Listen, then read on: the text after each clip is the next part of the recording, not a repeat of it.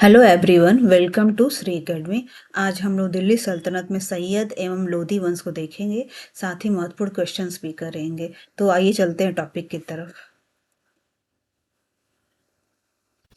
जैसा कि हम लोग जानते हैं कि हम लोग दिल्ली सल्तनत को देख रहे हैं, तो सबसे पहले हम लोग दिल्ली सल्तनत का परिचय देखेंगे। तो दिल्ली सल्तनत का जो कार्यकाल था वो 1206 से लेके 1526 तक था। और उसके बाद उसमें 5 वंश ने साम्राज्य किया। सबसे पहला जो वंश था वो गुलाम वंश था, फिर खिलजी वंश आया, उसके बाद तुगलक वंश, फिर सैयद वंश, उसके बाद लोधी वंश, और फाइनली यहीं पे दिल्ली सल्तनत का लोधी वंश के साथ ही खात्मा हो गया। उसके बाद मुगल सल्तनत ने अपना राज्य काज साम्राज्य संभाला दिल्ली दिल्ली पे। ठीक है, तो शुरुआत के जो 4 वंश थे ये तुर्की थे, और आखिरी जो लोधी वंश था ये अफगानी थे।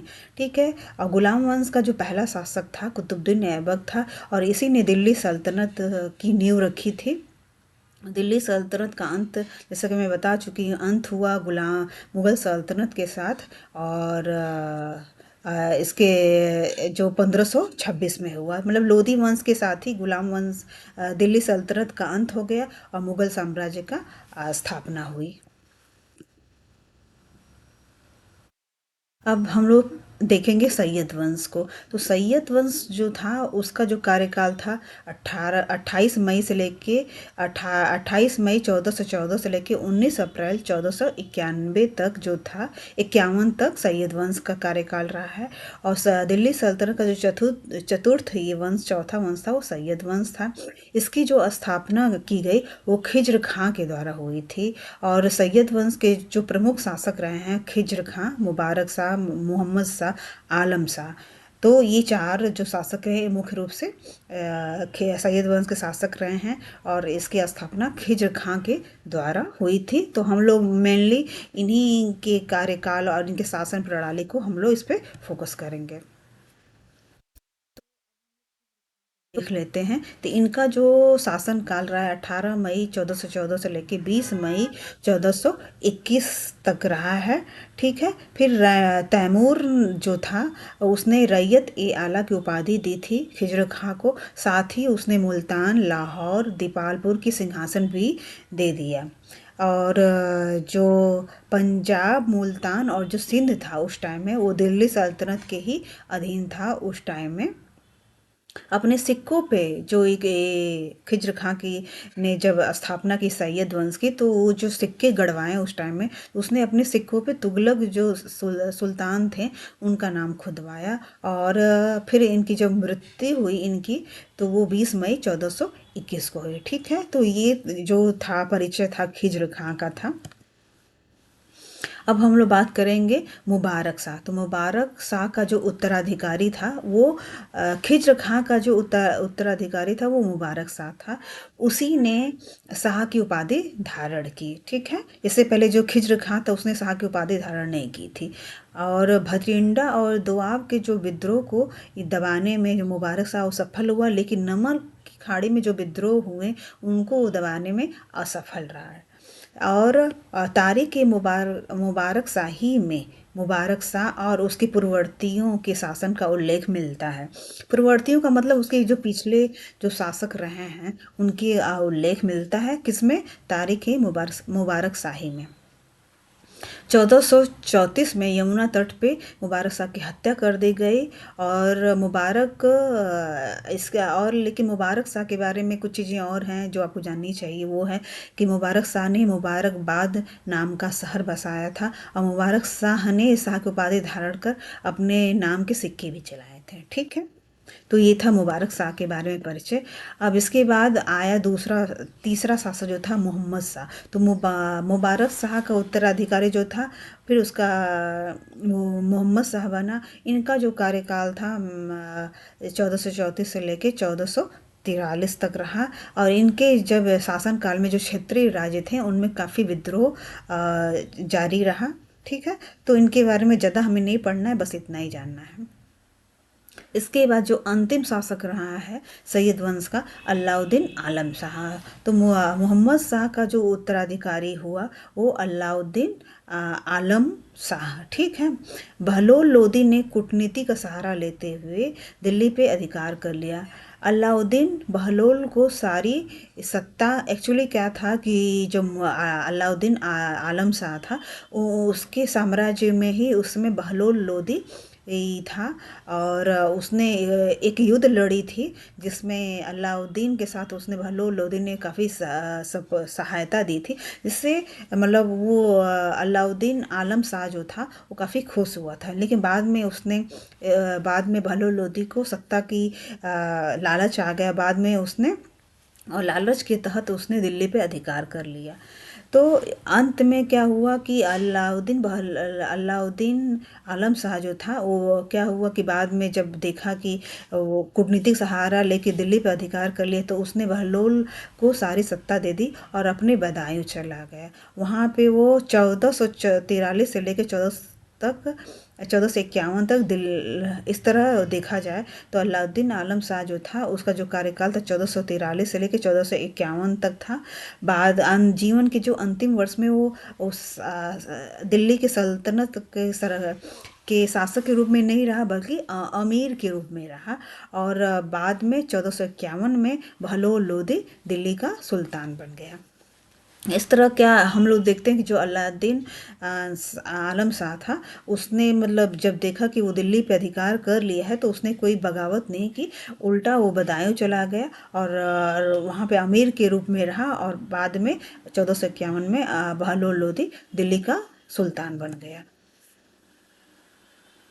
अब इस तरह बहलोल लोदी ने लोदी वंश की स्थापना की, ठीक है। तो सैयद वंश के साथ तुर्की जो शासक था उसका खात्मा हो गया और लोदी वंश के साथ अगगानी या अफगानी शासन का आरंभ हुआ, ठीक है। इनका जो कार्यकाल था लोदी वंश का वो 1451 से लेकर 1526 तक का जो कार्यकाल वो लोदी वंश का था। लोदी वंश के 3 शासक हुए, बहलोल लोदी, सिकंदर लोदी, इब्राहिम लोदी। जैसा कि इस मैप में हम लोग देख सकते हैं ये पूरा एरिया लाहौर से लेके दिल्ली, ग्वालियर, जौनपुर, ये जो एरिया है वो लोदी डायनेस्टी को दिखाता है, ठीक है। अब हम लोग बहलोल लोदी के बारे में देखेंगे जिसने लोदी वंश की स्थापना की, ठीक है। तो बहलोल लोदी का पूरा नाम था बहलोल शाह गाजी, अन्य नाम बहलोल लोदी। जन्मभूमि इनका कहाँ था? साहू खेल, गिलजाई कबीला और अफगानिस्तान, ठीक है। इनकी मृत्यु जो हुई 1489, ठीक है, ईस्वी में हुआ। जिनका जो संतान था वो सिकंदर लोदी हुआ, जो आगे इनका उत्तराधिकारी बनता है। उपाधि क्या क्या मिले थे? 19 अप्रैल 1451 को बहलोल शाह गाजी की उपाधि से वो दिल्ली के सिंहासन पे बैठा था। धार्मिक मान्यता उसकी कैसी थी? ये तो धार्मिक रूप से वो सहिष्णु था। फिर अब राज्याभिषेक कब हुआ था? तो 19 अप्रैल 1451 को राज्याभिषेक हुआ था बहलोल लोदी का, और वो लोदी वंश से अपना उसका कनेक्शन था। फिर सिक्के का क्या क्या प्रचलन किया इसके बारे में हम लोग देख लेते हैं। तो बहलोल लोदी ने बहलोल सिक्के का प्रचलन करवाया, जो अकबर के समय तक उत्तर भारत में विनिमय का प्रमुख साधन बना रहा, ठीक है। तो अब और जानकारी जो हो है कि वो भी देख लेते हैं कि बहलोल लोदी दिल्ली का पहला अफगानी सुल्तान था जिसने लोदी वंश की शुरुआत की। बहलोल के सुल्तान बनने के समय दिल्ली सल्तनत नाम मात्र की थी। ये सूरवीर, युद्धप्रिय और महत्वाकांक्षी व्यक्ति था।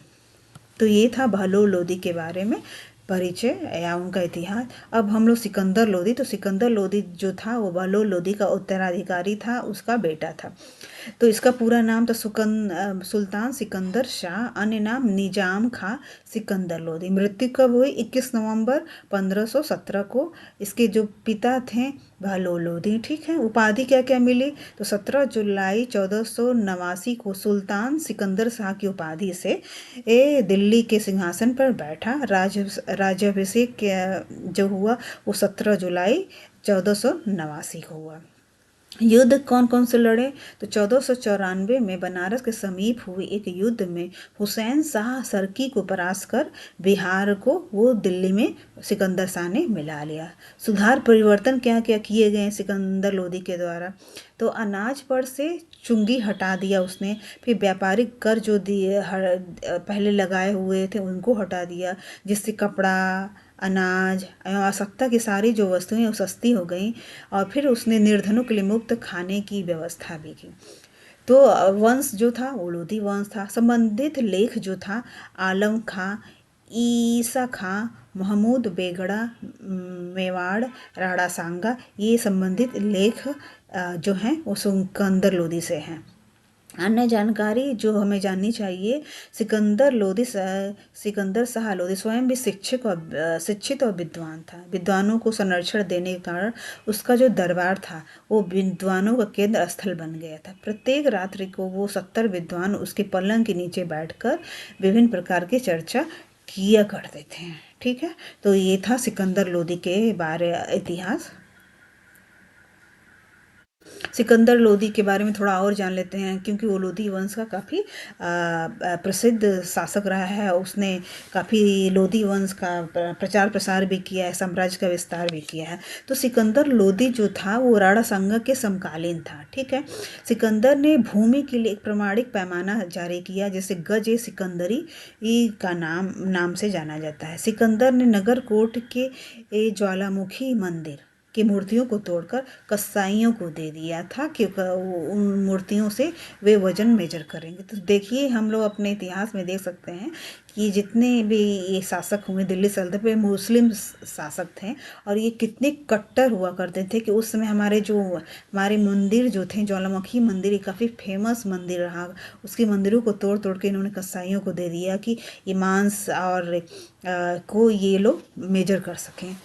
तो मतलब हमारे देश में आए, हमारी जो सभ्यता है, संस्कृति, उन्होंने कितना नुकसान पहुंचाया।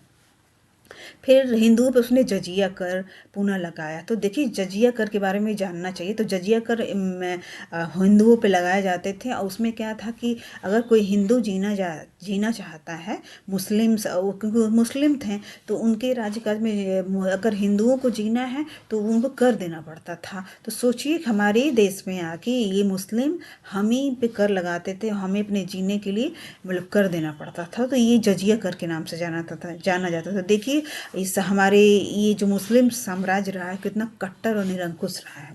फिर बाद में हम लोग देखते हैं कि सिकंदर ने आगरा शहर को बसाया, और साथ ही उसने आगरा को अपनी राजधानी भी बनाई। सिकंदर जो लोदी था वो काफ़ी विद्वान था, और उसे कविताएं लिखने का बड़ा शौक था। तो वो अपने नाम से कविताएं नहीं लिखता था, गुलरुखी उपनाम से वो कविताएं लिखा करता था। और लज्जत ए सिकंदर शाही एक संगीत का ग्रंथ है, जिसकी उसने रचना की थी। बाद में उसे गले की बीमारी हो जाती है, उसी से उसकी मृत्यु हो जाती है। अब हम लोग देखेंगे इब्राहिम लोदी। तो इब्राहिम लोदी जो था वो सिकंदर लोदी का उत्तराधिकारी था, और 1517 से लेकर 1526 तक इनका कार्यकाल रहा। इनके कार्यकाल में क्या चीज़ें हुई? ग्वालियर अभियान हुआ, जिसमें विक्रमजीत के विरुद्ध 1517 में युद्ध लड़ा गया, और ग्वालियर को दिल्ली साम्राज्य में मिला लिया गया। ठीक है, अब इसके बाद दूसरा जो अभियान था वो पानीपत का युद्ध हुआ, जिसमें बाबर और इब्राहिम के बीच ये पानीपत का युद्ध हुआ। और ये पानीपत का युद्ध इतिहास में बहुत फेमस माना जाता है, क्योंकि यहीं से लोधी वंश का खात्मा हो जाता है, और मुगल साम्राज्य की स्थापना होती है। तो ये युद्ध जो लड़ा गया था 21 अप्रैल 1526 को, लोधी वंश का खात्मा, मुगल वंश की स्थापना, और युद्ध भूमि में इब्राहिम लोदी की मृत्यु हो गई। तो फाइनली यहीं से लोधी वंश की, यहाँ से दिल्ली सल्तनत का खात्मा हो जाता है, और मुगल साम्राज्य का नींव रखा जाता है। तो ये था सैयद और लोधी वंश। अब इससे रिलेटेड कुछ क्वेश्चंस हम लोग कर लेते हैं। ठीक है, तो पहला क्वेश्चन कि कौन गुलाम वंश का नहीं था? तो गुलाम वंश का देखिए, बलबन, इल्तुतमिश, कुतुबुद्दीन ऐबक, इब्राहिम लोदी। तो हम लोग पढ़ चुके हैं गुलाम वंश में कि बलबन, इल्तुतमिश, कुतुबुद्दीन ऐबक ये गुलाम वंश के थे। इब्राहिम लोदी जो था वो लोधी वंश से था। तो ये ऑप्शन विल बी डी। ठीक है। किसने आगरा की स्थापना की? अभी हमने रिसेंटली पढ़ा, Sikandar Lodhi, option will B D, ने आगरा की स्थापना की और इसी ने अपने आगरा को अपनी राजधानी भी बनाई। किसने गुलरुखी उपनाम से कविताएं लिखी? तो सिकंदर लोधी था जिसने गुलरुखी उपनाम से कविताएं लिखा करता था। फिर सैयद वंश का अंतिम शासक कौन था? Mubarak Shah, Mohammad Shah, Alam Shah, Khizr Khan. Option will be C, Mohammad Alauddin Alam Shah जो था वो सैयद वंश का अंतिम शासक था। ठीक है, तो ये था सैयद और लोधी वंश, और यहीं से दिल्ली सल्तनत का फाइनली हमारा भी जो ये टॉपिक था दिल्ली सल्तनत वो भी कंप्लीट होता है। इससे रिलेटेड अगर आप लोगों को क्वेश्चन करनी होगी तो अगले वीडियो में हम लोग दिल्ली सल्तनत से रिलेटेड कुछ क्वेश्चंस कर सकते हैं। ठीक है, तो आई होप आप लोगों को वीडियो अच्छी लगी होगी, और अगर अच्छी लगे तो कमेंट करके ज़रूर बताएं, साथ ही कोई सजेशंस हो तो भी बताएं। Thank you so much.